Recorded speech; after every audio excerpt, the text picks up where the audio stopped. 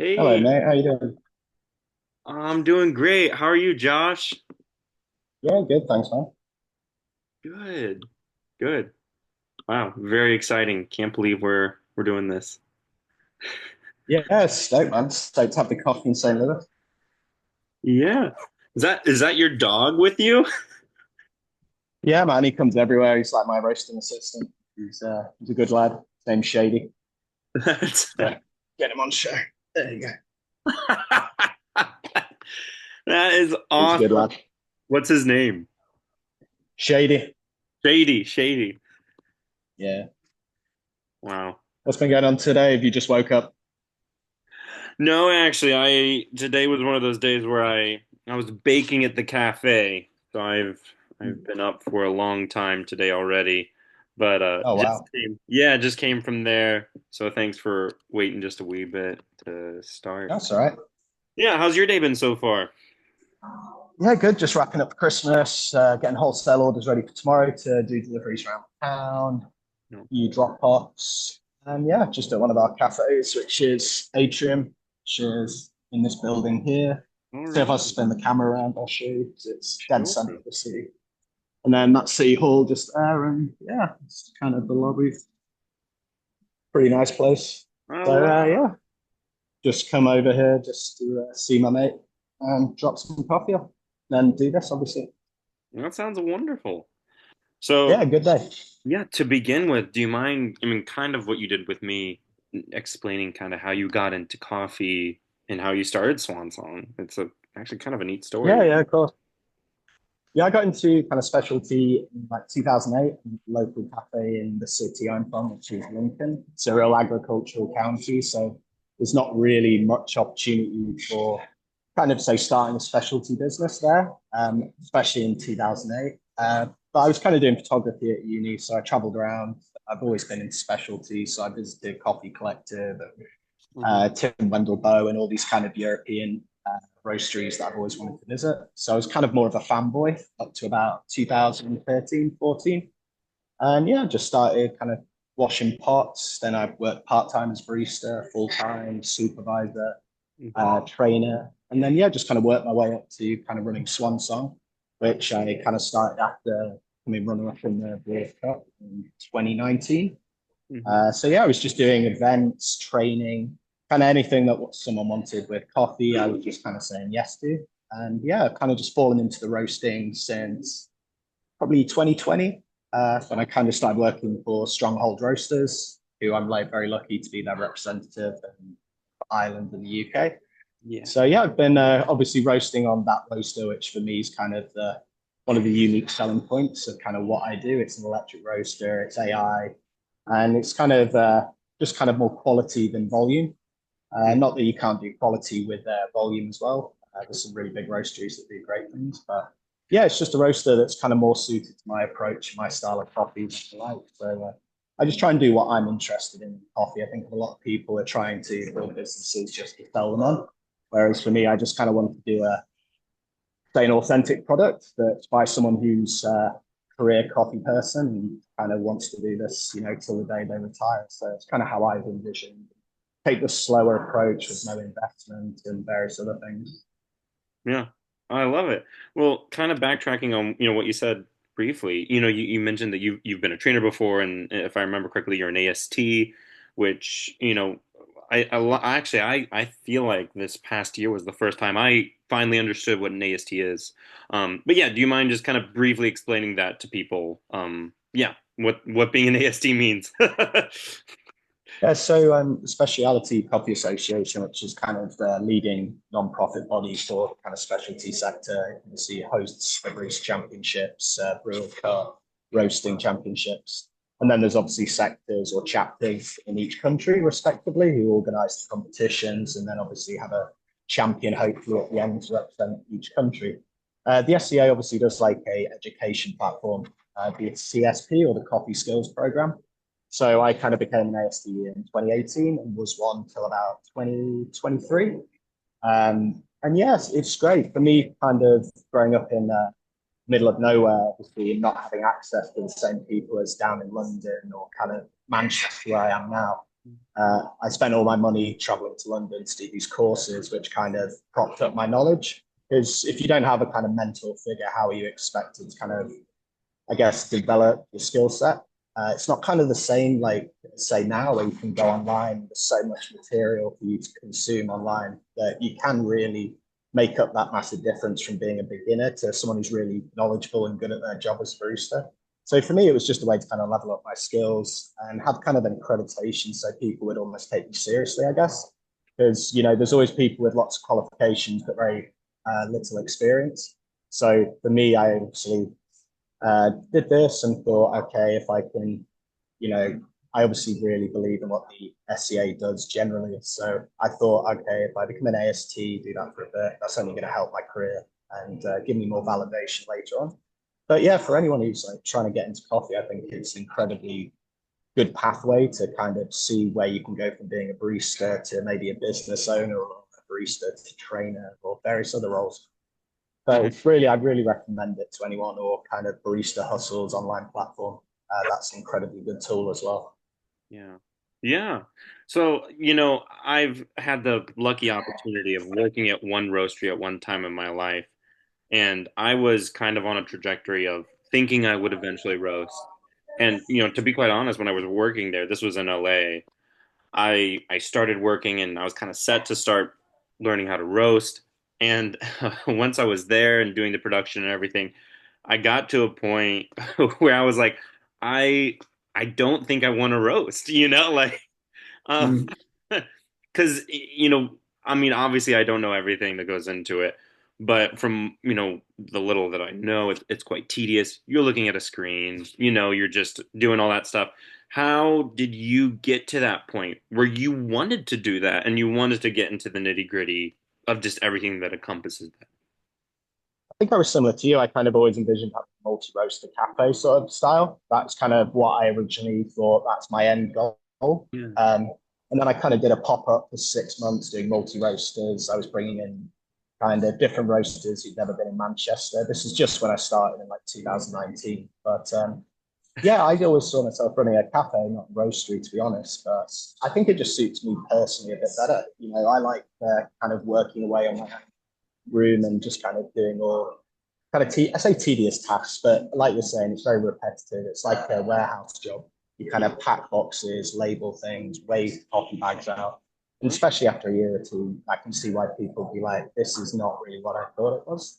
There's a lot of tweaking profiles and cupping and sourcing, and depending on the size of the company you're at, you kind of get, which is what I always thought with a bigger corporate structure. You kind of get put into a single role, and that is what you're expected to do. Any kind of deviation from your kind of what you're expected is kind of met with, what are you doing? Why are you doing this? And where for me, I like doing everything. To be honest, I want to learn as much as I possibly can about different areas, whether it's green sourcing, sensory, roasting, logistics, importing green from Europe and how different that is, working direct with certain producers. And I also felt like if you work at another company, you obviously don't get a full say in the offering list. So for me, I just want to serve coffees that I like. So I didn't really want to compromise and say get a business partner and they get a coffee who I'm not sure on. But then again, maybe in the future I'll find someone who wants to kind of work alongside us and do that. But it's like anything. I'd never say no to anything that comes along. It's always worth like entertaining any idea. Yeah. It's kind of how I've fallen into what I'm doing now. I've just kind of taken every opportunity that's come and tried to make the most of it. Because we all start at the same point, and it's just saying yes, I think, and opening yourself up to maybe failing and not being so good at something. And there's nothing wrong with that. I think a lot of the kind of Instagram culture you have with coffee, it makes out as if everything's this perfect linear line of growth in their career, and really it's a lot of steps backwards and forwards. And yeah, it's great. Coffee's a lot of things to a lot of people, so I think particularly for people who work in the industry, it's really important to kind of get that across to people who are starting out. Maybe think, oh, I love coffee, but I just don't see any kind of longevity or kind of a big career for me here. I just see it as a means to an end, or say a barista to then go work in finance while they're doing their degree or something. There's plenty of job roles where that could possibly come in handy. Yeah, I don't know. I think coffee is such a big sector that there's so many opportunities for people that we don't really know about, which I think a lot more people should maybe consider maybe being technicians for machinery and these sorts of things, which I think is really underutilized and not promoted as much. I think technicians in particular keep everything running. So I always recommend to people who are kind of in their early 20s to look at maybe being a technician in the future and consider that as an option as well. Yeah. I love it. Yeah, the amount of things that you've done in your career, the fact that you've done pop-ups at different cafes, bringing in roasters that aren't there. Just what a fun way of, yeah. You've always said yes, and now you're just roasting really good coffee and doing a really good job. It's pretty cool. I'm not gonna lie. Do you think that you'll ever then open up a cafe, possibly, or who's to say? Uh, Not at the moment in the UK. I think cost is kind of outweighs the kind of benefits. Staffing. I don't know. It's one of these like the staff wages are going up, pay tax, which is kind of another taxation that businesses have to pay for their staff members. So the costs are rising. Obviously, the cost of coffee went up significantly over the past few months to all-time highs. Um, I think I'm just happy doing what I'm doing, to be honest, at the moment. I think that's another thing. I think you can get in a habit, like going back to kind of saying yes to most things. I think you should say yes, but not be afraid to say no. Because there are certain times you'll be given opportunities and you'll run into it. And because we're all so passionate about what we do, we want to have these things, we want to do this and that. But you can't do everything. So for me personally, I don't think I will. I would love to. It's like I was saying, I always thought maybe I'll do a multi-roasted cafe and these sorts of things, but not at the moment, I don't think.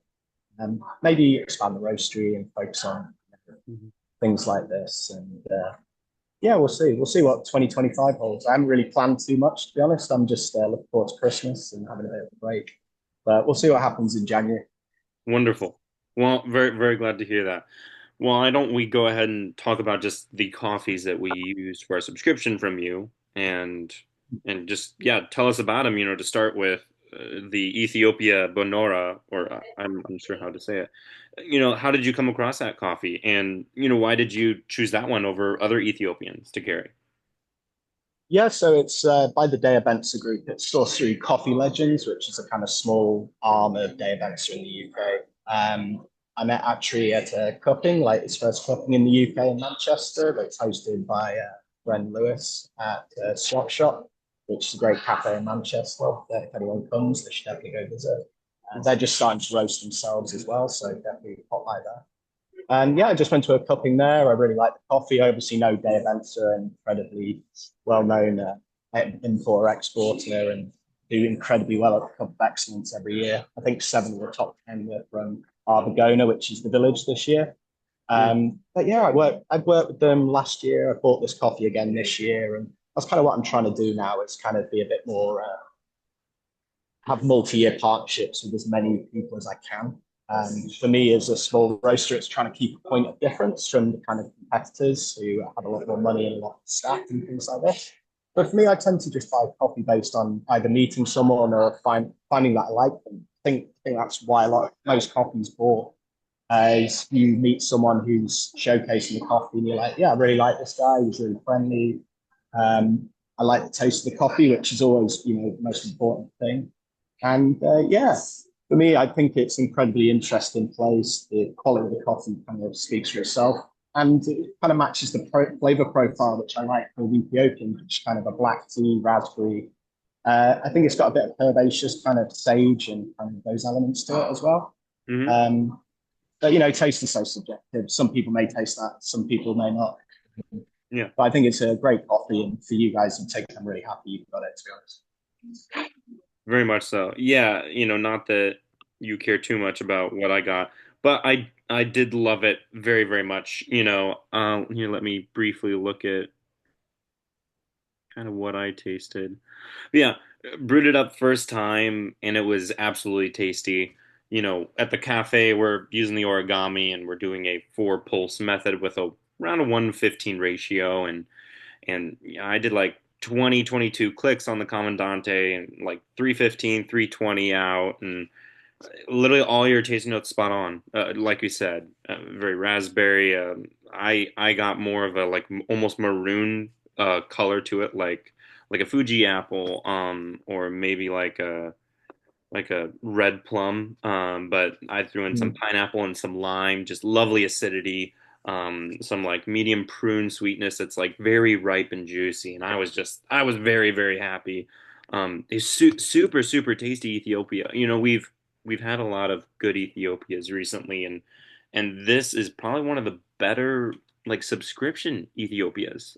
Just kind of a random fact that it really competed with some of the ones that we have at the cafe, and I was very, very glad to have it. So, yeah, absolutely delicious, and very glad that you get to work with, Dea Benza again, and they're doing a lot of great stuff down there. I only know a little bit about them, but Mm. yeah, it's an interesting standpoint from where you're coming of maybe you don't have as much buying power as other companies who have a lot of money, but you're working continually with people again and again, and yeah, that's very special, and I'm sure that's not the norm in some cases, and so in Yeah, other. it's one of those. It's one of those you kind of do. So the UK, in particular, when you start a business, I guess you always go with spot offerings. I'm sure it's the same in the US as well. But yeah, just making forward contracts and agreeing to obviously buy in advance gives so much financial security, and especially with Ethiopian naturals, it could be a real like omni. This one in particular is a real omni roast. You could have it as an espresso, and it'd be fantastic.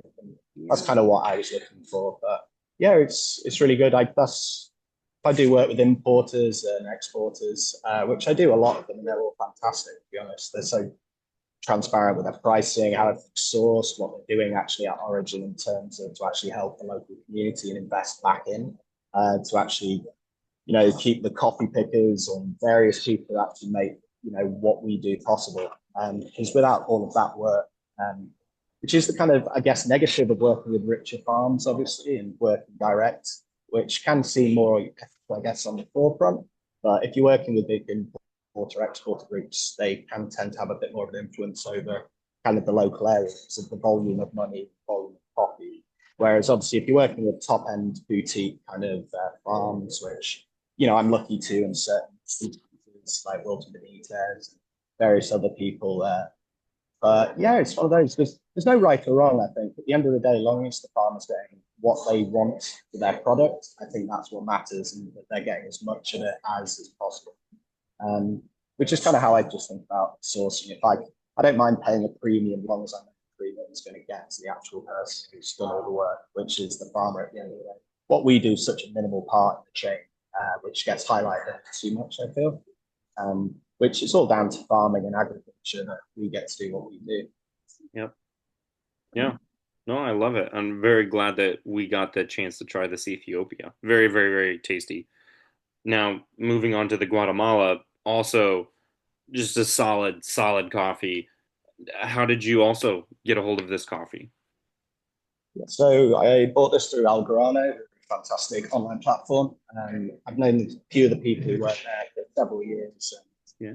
They're just a really good company. Obviously, they're using blockchain and the kind of transparency of that to kind of show where all the money is going, which I really like. I also like, I think we talked previously, I like tech and how it can make our lives easier, like with the AI, with the Stronghold roaster, and Yeah. electric roasting and various things. So for me, I think blockchain in particular in this kind of situation is fantastic for transparency of pricing. But yeah, Rossmer Coffeeland, they're again a cup of excellence winning producer group. Rossmer is one of their kind of farms where this Casco natural rock was, I think it's a sun-dried natural. But yeah, again, I kind of got dark chocolate, red berries. I kind of bought it especially for espresso, but again, I roast in quite a light Nordic approach, I guess. So it can be used as a filter or a kind of very light espresso, which tends to be the style kind of in the UK too. Yeah. Yeah, no, this was very nice. When I brewed it up, the first tasting note for me was kind of like a cherry liqueur. Just Yeah, that's very great. very pleasant, very very pleasant, lovely sweetness to it. Just like a remarkably solid, just drinkable coffee. Had lovely apricot that I really enjoyed. And every once in a while I'll find a coffee that has a tasting note that I'm not big on. Apricot's one of those, but this is like it was like good apricot. Very interesting. So I was very glad to have this coffee. We don't particularly have many Guatemalans, and I don't know if it's because of the roasters that we work with or maybe the time of the year right now, but even looking at this past year, we haven't had too many. So this was a really nice one to have. And yeah, very, Mm. very glad that you picked this one up because it's just so good. So yeah, yeah, no, I was very quite happy with it. Yeah. Yeah, Guatemala's really interesting spot at the moment. I've heard like they have a lot of issues harvesting this year, like everywhere. Lack of pickers who, from the sound of things, are moving north up towards the US, obviously with migration, and that's a big thing in Guatemala apparently at the moment. Yeah, the quality in Guatemala is really high. It's the same as kind of Honduras used to be. The quality is really high, but the kind of lack of stability in the region leads to kind of certain issues. But yeah, Guatemala's got some incredibly good coffee. I've always been a real big fan of it. But yeah, this is the only person I buy from in Guatemala. So yeah, I'll be buying it next year as well. So we'll see what we get. Great. Wow. Yeah, that's kind of something I'm always unaware of in terms of what's going on in the country that you're purchasing from. Yeah. But yeah, moving on to, the two Colombias, the El Araguales, they're both amazing. Yeah, I was so happy. Good gracious. Um, I started brewing up the pink bourbon first, and just absolutely delicious. Yeah, and I, read your story on how you kind of met Johnny, but yeah, tell us again just kind of how you came across this coffee. Yeah, so Johnny Martinez, he's the kind of representative for Wilton Benitez, his coffee in the UK and Europe. He's kind of to be honest, all across Europe, you see Wilton Benitez's coffee. That's largely down to Johnny's work and getting it in some of the real top roasteries. But yeah, I just met him just one day. He popped in the roastery, just sent me a message, came by for a coffee, gave me some samples. I bought a Cora lot off him maybe 2 years, 3 years ago. Wilton's coffee. And Johnny obviously said, my farm's going to be producing coffee in 2 years. And obviously I said, okay, well, whatever you have at the time, I'll buy some. So we obviously made an agreement between ourselves then. And then, yeah, this year has been his first crop. It's been everywhere, to be honest. It's been incredibly successful. Some of the best roasters in the UK are also buying it. And, yeah, it's really good to see a friend's coffee being received so well. But yeah, he does a fantastic job. I believe it's his cousin. I think it's his cousin. Yeah. His cousin is kind of running the day-to-day operations of the farm. He has an experience in like forestry, so they planted a lot of forestry trees alongside all the coffee. So obviously, I don't know if you know this with coffee farms, that it tends to be like only 30 to 40% of the land can be it's kind of there for production, whereas the rest, due to deforestation and various other things, needs to be other plants and kind of wildlife.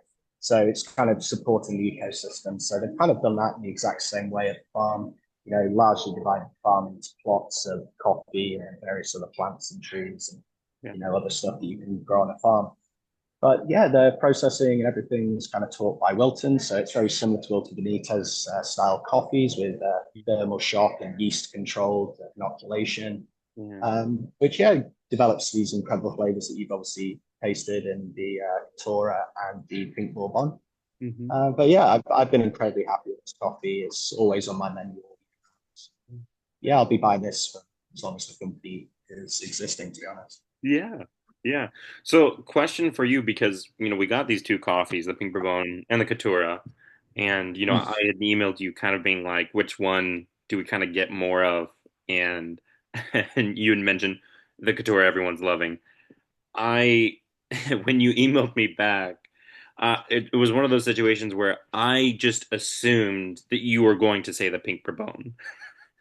But you said the Catura.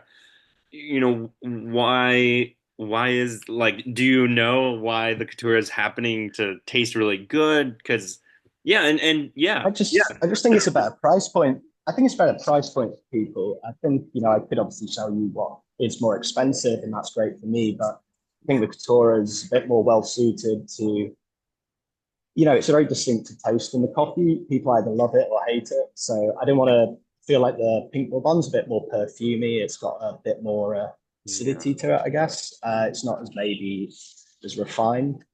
But yeah, the Couture is like super well balanced. And Yeah. remember, I've had it as clever dripper, AeroPress, any kind of pour over Yeah. espresso. It's gone down incredibly well. It's been my best seller this year. So Mhm. yeah, I just thought that's a much better kind of, I say much better, but it's a different coffee for your customers. Rather, you've got the pink bourbon there. Yeah, it's hard to pick. I like all the coffees that I sell. So for me, when it's people are asking me which one to pick, I'm just like, I like them all. I drink them all the time. But yeah, it's definitely one of those. Like some people won't like it if they're into a more traditional flavor profile. But coffee geeks like us, I guess, we're always willing to try something new and a bit different. So yeah, I hope your customers love it. To be honest. Yeah, I've already gotten feedback that both are very much loved, especially the Catura. Mm. I finally dialed in the Catura this morning, actually at the cafe with my Commandante, and it was just amazing. I was very, very happy. Yeah, all the tasting notes were spot on. I added golden kiwi and I believe mango as well. And boysenberry were a couple flavors. I even added on to it as well as already getting the passion fruit and the watermelon, the rosehead. It was just an absolutely enjoyable coffee, man. Yeah, I'm such a fan, quite honestly. So this was a very just pleasant and wonderful experience to drink such a tasty coffee. And yeah, my first time also having Johnny's coffee, and so this was really neat to hear that you happen to have met him even before he was planting coffee, before producing it. And so, yeah. Yeah, I can't remember. He was doing another job before, and then he obviously started working for Wilton. He was working his full-time job as well as doing Wilton's work. And obviously, I could see, this guy's really determined and clearly is going to do something, really good in coffee, which I think some people you can obviously tell when they're blowing hot. And, maybe what they're saying is not as genuine. But yeah, with Johnny, he's always been one of the most genuine people I've ever met in coffee. And yeah, it's great to always get a beer with him whenever he's about. I think we're going for beers on Friday actually for our Christmas do with Nat, who runs Atrium here, and Johnny. So that's gonna be fun. But yeah, it's just one of those. I like to have relationships with the people I'm working with, and yeah, that's kind of how I think about it. People at the end of the day want to buy from people, not from corporate faces or corporate companies. I think, but yeah, you're either one of the two. I think you either buy from people or you're very much into a brand and kind of what that brand says about you as a person. You're Mhm. either kind of more into the kind of individual behind all the work and kind of supporting that, or you just kind of want, a bigger brand and the cool merchandise and various other things, which is really sick to see. But yeah, I think there's, like we were saying, there's so many different avenues of coffee, and you don't need to be a Starbucks or a big chain. I like to think that small businesses can kind of thrive in the sector still, despite all the costs going up. And yeah, that's kind of what I'm kind of passionate about, supporting individuals and small business, small producers, and trying to do things as trying to do things in my way, I guess, and not following kind of what everyone else is doing. Yeah. So, like, obviously you're going to do certain things, but yeah, just try and take a unique path as opposed to kind of the standard kind of approach to running a coffee business. Yeah. Absolutely. Well, it seems to be working at this moment. So I'm glad. Yeah, we're doing all right. We're doing all right. We're paying our bills, so can't complain. I'm glad to hear.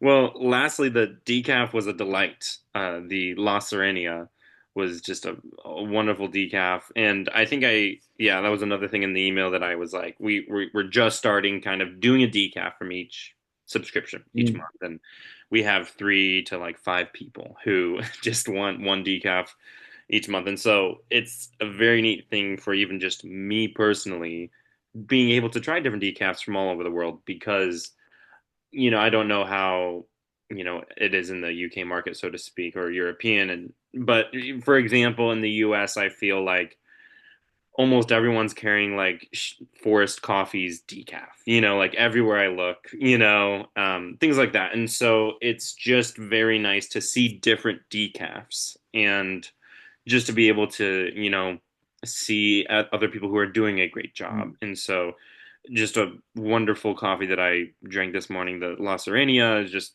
very, very tasty, very sweet. Yeah, yeah, I was just very, very big fan of it. And yeah, same question. How did you come across this coffee in particular? Yeah, I bought it through Caravella, who are very big importer, one of the biggest in the world. And yeah, it's one of those. I work with a lot of small importers, but then I do use companies like Caravella, who I know are always going to have stock of the major kind of coffees that I go through, which is Colombia, Brazil, and yeah, the sugarcane decaf. It's I think James Hoffman's current series on decaf is probably the best place for people to go and understand the processing behind it. So I'd definitely jump over to that if you can. But yeah, for me, that's what I want. Decaf, for me, I just want it to. The reason I kind of got into, I guess, sugarcane decaf is at a cupping several years ago that we hosted. There was a decaf on the table that no one could pick out. It ended up being the favorite on the table. And then when everyone's kind of had the big reveal, oh, it's a decaf, everyone was, like, what the hell? We just all picked a decaf as our favorite coffee. What is going on here? And yeah, since then I've kind of always I just primarily buy a Colombian sugarcane decaf for that reason. It's so sweet. It's really, and to be honest, when I changed it in previous years, where I thought, oh, I'll buy something a bit different, all my customers were fuming. They wanted the La Serena back, so I ended up buying it back again. And yeah, to be honest, it's one of my staples. I have like 4 or 5 staples that are on the menu all year round. And yeah, La Serena is one of them. It's yeah, it's incredibly good coffee. It's made up Mm, of I think it's about 100 different producers. okay. It's all processed in Colombia, so integrating the kind of system within the country instead of sending it to Germany or Mexico, or I think Vancouver's one of the other sites. Hmm. But yeah, instead of going to one of these massive plants that do all the processing and adding air miles onto the coffee for like Swiss water decaf and various other kind of processes, which is kind of what I liked. I like the idea it stays in Colombia. The processing happens in Colombia, and yeah, it just all stays within the house. But yeah, it's a really really easy coffee to roast as well, which is another reason I like buying it. Makes my life easy. But it's like that with most good coffee. If it's a really good coffee as a roaster, you have to do something pretty significant, in my opinion, to mess it up. Um, I think there's a lot more kind of nuance and trickery in the kind of between 70 to 80 cup score and the kind of commodity sector on these big 60 kilo roasters like that. I think there's a lot of, some roasters who obviously work for these bigger companies are doing an incredibly good job of kind of hiding some of the defects and taints and various other issues with the coffee by Hmm. blending it with various other things. But yeah, with the kind of stuff that me and you drink, which is specialty grade and fully transparent, such high quality, it's really hard to, I think, roast badly and, to be honest, brew a bad coffee. It's like with you guys when I obviously you're talking about various your method, 4 pulses. You can immediately you can tell what you're doing. Whereas some people would just pour it all in and leave it.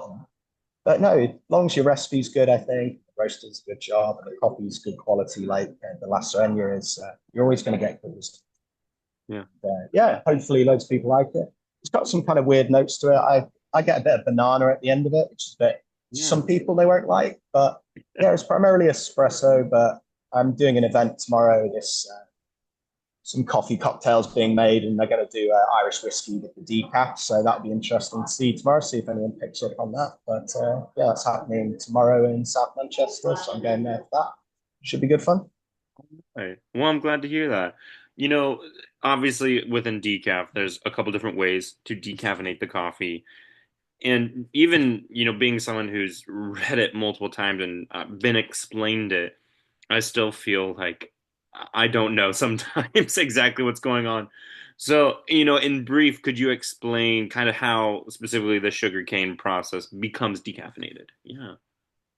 Yeah, I'm like you.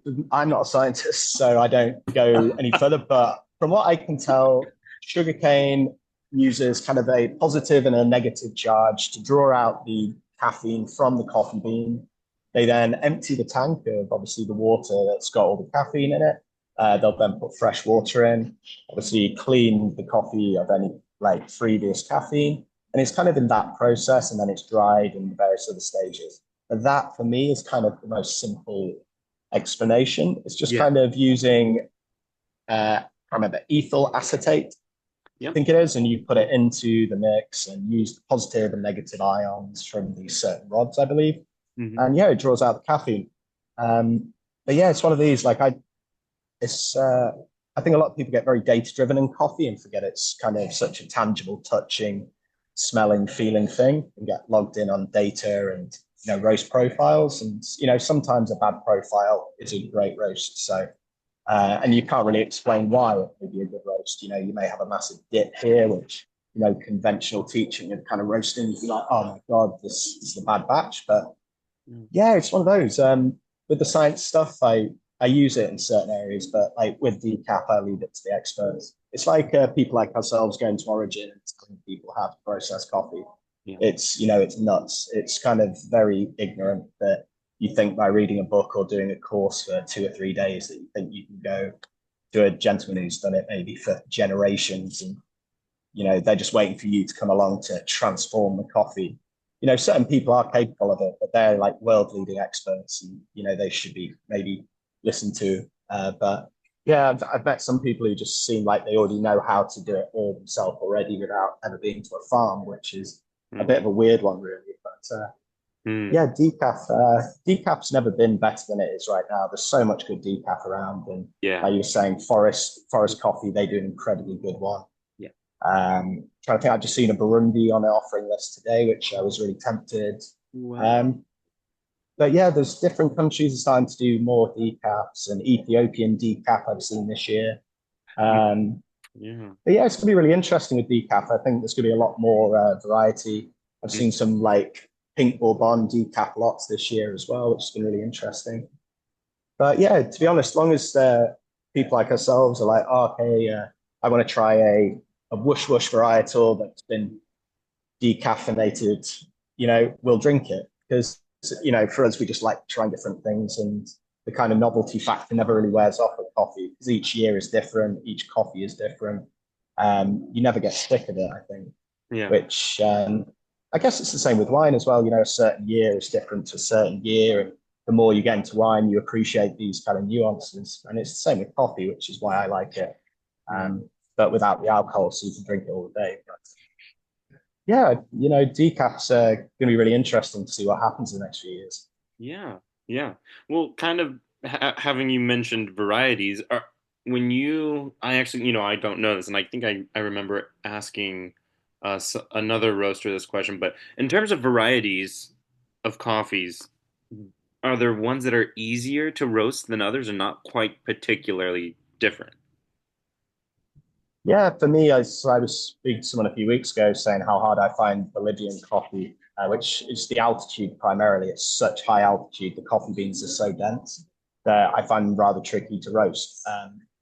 But yeah, it's like Panama Mocha I had this year. The bean size is so small that you have to approach it really in a similar way to, I guess, a Pacamara, where you have to go low and slow because Pacamara is such a low density coffee and it's so big that you don't need as much heat to apply across a bigger surface area. So you have to kind of be gentle, and a few seconds here or there after first crack can really make a difference.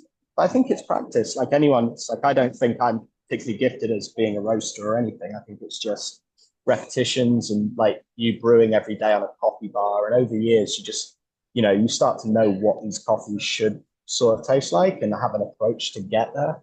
Like nothing's ever going to be perfect first roast or second or even the third. So, I think just realizing that each iteration of everything you do is going to be an improvement. And I think that's helps with burnout, which a lot of people get in coffee. You'll get burnt out on, especially if you work in coffee and you're like, don't feel like you're making good, steps forward every day. So Yeah. it's certain things like that. But yeah, Bolivian coffee, I think it's really hard. Java, I had a few years ago, which I struggled with. Interesting. Trying to think of another one I've struggled with, to be honest. An SL34 I had this year, that was tough.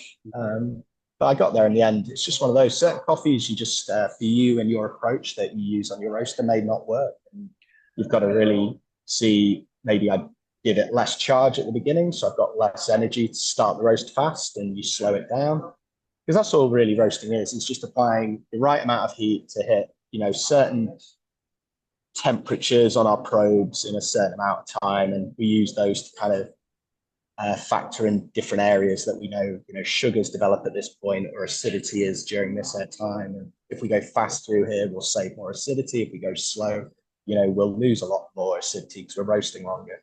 But there's Yeah. always a trade-off in every decision, which Hmm. is why I think roasting is really, really good as in terms of if I do this now, I can taste the difference when I cup it. It's the same Yeah. with brewing, I guess. 5 milliliters here, a few seconds here, a degree on the kettle. Um, but yeah, it's yeah, like I was saying, I think decaf's really going to be an interesting one. I think it'll open up people to coffee a bit more who've always obviously got high anxiety and various things that they just don't compute with on a personal level. So yeah, that's something I think in the UK seems to be getting a lot more popular. It's like the same with infusion coffees with like you know pineapple and papaya and passion fruit.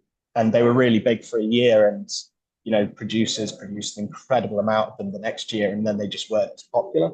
Yeah. Um, but yeah, it's one of these. Coffee is very faddy in certain aspects. Certain coffees, certain producers, are the person to work with that year, and then certain people will change. And but again, it's part of the joy as well. Is this kind of like ever changing landscape that is coffee.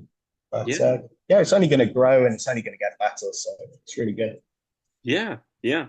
Well, you kind of mentioned, how you're roasting in regards to, every decision is affecting the roast. In terms of how you roast, and you mentioned the stronghold. Tell us number one about the stronghold and why you use it, and number two, what is your approach to roasting in regards to, do you kind of shoot for acidity or do you just shoot for just kind of everything in how you roast? Yeah. Yeah, so Stronghold is, in my opinion, the world's leading electric smart roaster. They've been producing electric roasters since 2012, I believe. Yeah, the S7, the S8, the S9, and slowly grown within Korea. I'm lucky enough to obviously be their representative and a technician for them. But yeah, for me, I saw how incredibly well they've done at previous World Barista Championships and how it had been used, obviously, to help some of these, top industry figures, kind of as their like secret weapon, as opposed to using a big, you know, say a 15 kilo loring or 30 kilo loring to do geishas. For me, what I always thought is if I'm buying such an expensive coffee, I should probably have a tool that will prevent me from having as much waste.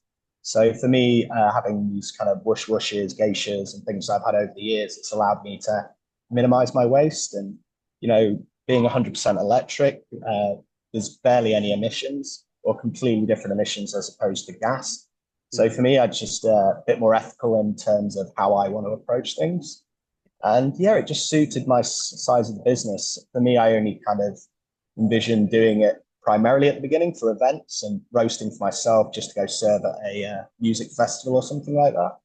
But yeah, then I've just kind of obviously started working with people like Atrium, this cafe here, and other people over the years. So it's kind of organically grown. But for me, it's just the best tool for kind of my style, which I like coffee with a lot of vibrant flavor. And I think electric roasters in particular, especially the Stronghold, does an incredibly good job with. I think a lot of the newer roasters in the electric market, they're V1, V2, whereas with most of our machines, they've been tried and tested in the Korean market for a year or so before they're released elsewhere. So we know our products are going to work. They're going to deliver exactly on what we say they will. And with the kind of X series, you get bean surface temperature, exhaust temperature, internal temperature, hot air temperature. So you get all the information you want, and it's up to you to use it how you wish. We're just about to upgrade our roastware this next year, so we'll have all the kind of things that people look for in Cropster in our kind of platform, which is called Boost, which is going to have inventory management and various other things. So analytics and all the stuff you want kind of as a roastery or a roasting operator. Um, but yeah, for me, it's just having a business makes roasting incredibly easy for start beginners as well. You don't have this kind of intimidation factor of what I personally had when I was on a big cast iron drum roaster, and I was like, "What the hell am I doing here? I don't really feel comfortable behind here." But because of obviously it being on a tablet and how used we are to obviously using phones and various other things, I think for beginners it kind of puts them at ease, and you don't become so concerned about breaking things or making an error. Sure. And yeah, I just think it's for me, it is the right decision. For certain people, it may not be, but it's one of those. It's kind of the point of difference. You know, we only have I think we have 15 in the UK and Ireland now. It's been very slow growth, but again, it's just we're really happy with all the people who bought our roasters. They do an incredibly good job. Full Court Press in Bristol, which is one of my favourite businesses in the UK, and Quarter Horse in Birmingham, which was the first specialty shop in Birmingham. We've also working with Nostos Coffee, who obviously run an incredible shop in London. And yeah, we've got some great customers, to be honest. Hmm. I'd rather have people who are really passionate and into the product and, you know, do such a good job representing kind of Stronghold in kind of the product they serve, as Yeah. opposed to sell 500 to random people and, you know, be turning out a terrible product. But yeah, we're really lucky with the people who've got involved and kind of seen the vision of electric and AI and how that can help them in their business. Yeah. Yeah. Actually, we used Full Court Press. We had them in our subscription back in like June or July, and just Mm, great guys. Great coffee. It's very interesting. I think they might also be the only roaster we've worked with that is like also a multi roaster, a cafe. yeah. So it's very interesting to hear their feedback on that because we don't roast. We're just a multi roaster cafe, but it was just like wow, like very interesting. Yeah, concept to. Yeah. Yeah, it just kind of, I think it's a really cool idea because a lot of people would be opposed to showing their product alongside another person's. So the kind of comparisons of like, oh, well, if they're better, what does that say about us? Whereas the guys do such a good job and have been such a kind of key part of the Bristol coffee scene for almost a decade, over a decade, I believe. Yeah. And yeah, they started as a multi roaster. Obviously, saw during lockdown how roasting themselves would increase coffee sales and offer a unique point, and also it allows for staff members to grow within the business instead of leaving to go work for a roastery. They Hmm. can just carry on working at the company that obviously they love because they've worked there several years, and kind of gives people a bit more I kind of guess another career to do within the company. But yeah, for me, I personally, I'm really into encouraging people to roast themselves, especially cafes. Increases your margin. I think it gives you a unique selling point, and yeah, it's just interesting. It's something else to do. I appreciate not everyone's maybe got the space or the time, but yeah, for anyone, I think anyone should do it if they get the opportunity. Yeah, absolutely. No, it looks like a fun time, and although we don't roast, and having worked at a roastery before, and just working with people like yourself is just we have way too much fun. We have way too much fun. I Yeah. think also y'all might be the third or fourth roaster from the UK that we've worked with just this year. Man, Mm, Lord, there are too many. There are so many roasters in the UK. Holy moly! This year we've probably sampled anywhere between 20 and 50. Like there's mm.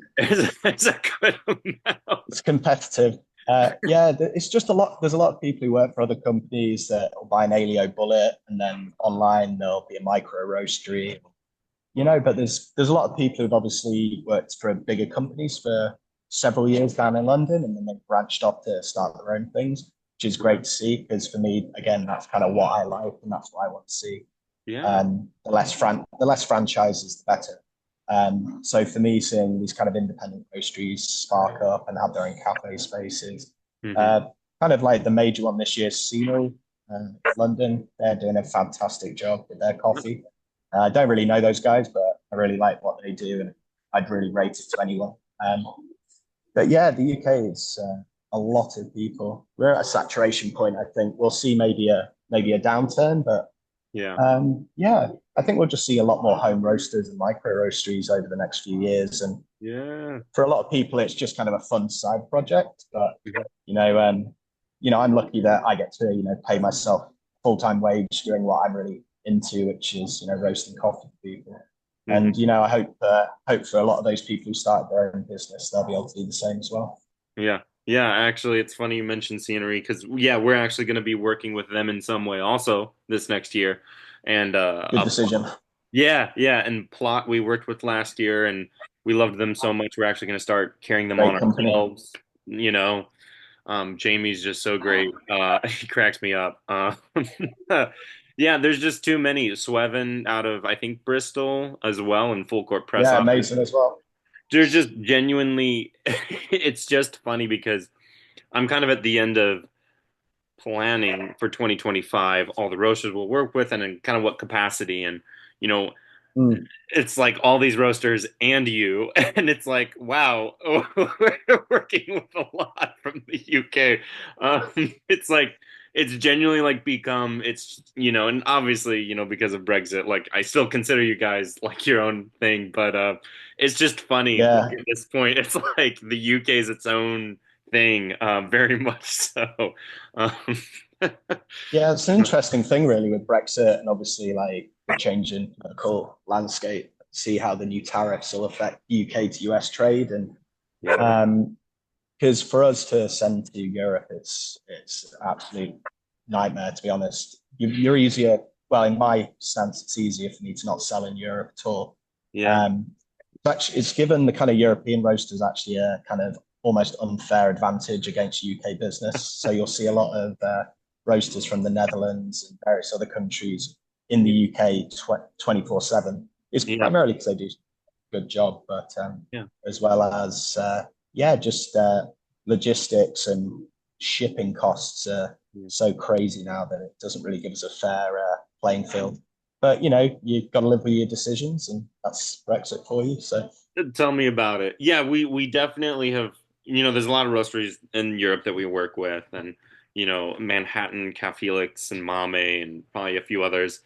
But it's nice that like in a weird way that we've now started working with a lot of UK roasters and we're also now starting to work with more Asian roasters. And it's been a neat thing because obviously I've spent my whole life in America and so it's interesting hearing about the different markets and how each market does something differently in terms of their approach and everything in regards to coffee. And so it's been an honor to be able to taste these coffees and to have amazing coffees from all these amazing farms from different roasters, and it's been way too much fun, obviously on our end, very much so. Yeah, yeah. Well, no, yeah. This has been amazing. Do you have anything else that you want to, add, so to speak, to? Yeah. no, not really. Just thanks to everyone who's going to obviously try the coffees. Hope they enjoy them, and yeah, hope to meet you in person soon. Are you Yeah. going to be at any of the World of Coffee events in the next year or so, or I anything like will that? be I'll be in Houston for SCA. Yeah, I might be. So hopefully meet you there. Maybe I'm hoping I can get over because I've been dying to come to Texas for well forever. So it's gonna be good. You've been dying to come to Texas forever. Why why Texas? It's just agriculture. It's like where I grew up around horses. My family are all farmers, and kind of cowboy thing. I grew up riding horses and all this sort of thing. So for me, I'm dying to get on a horse, really. But yeah, I don't know. It's one of these, man. I don't know. It's just it's as American as America gets, I think, as well. It's a real like stark difference. It's like going to New York and then you kind of I think that's the unique thing with obviously the US. You obviously have West Coast, each state has its entirely different culture in the same way the UK has the North and the South is very different. And then Yeah. the accents from like 20 miles away is completely different, 20 miles that way. And, Mhm. yeah, but I'm really excited. But yeah, just hope everyone enjoys the coffee. And sounds like you've got a tough job choosing all these coffees for people. And Yeah. yeah, just maybe need to say no a few times to a few people. You know it. You know it's difficult. But no, yeah, I'm really excited to work with you in some capacity this next year. I don't know what, but I've written you down. I'm looking forward to it, mate. And thank you for having us. Really appreciate it. Yeah, same. I will definitely keep you updated if I ever go to your. I actually will. I'm hoping to go through London, possibly this next year. So who's to say? Maybe Manchester will be be in there, but I'll definitely be Come on hitting. up. You're always welcome. Yeah, well, thank you so much. Very, very excited to continue working, and thanks for everything, Josh. Good to see you, man. Yeah, same. Take care. Bye. Take care, bro.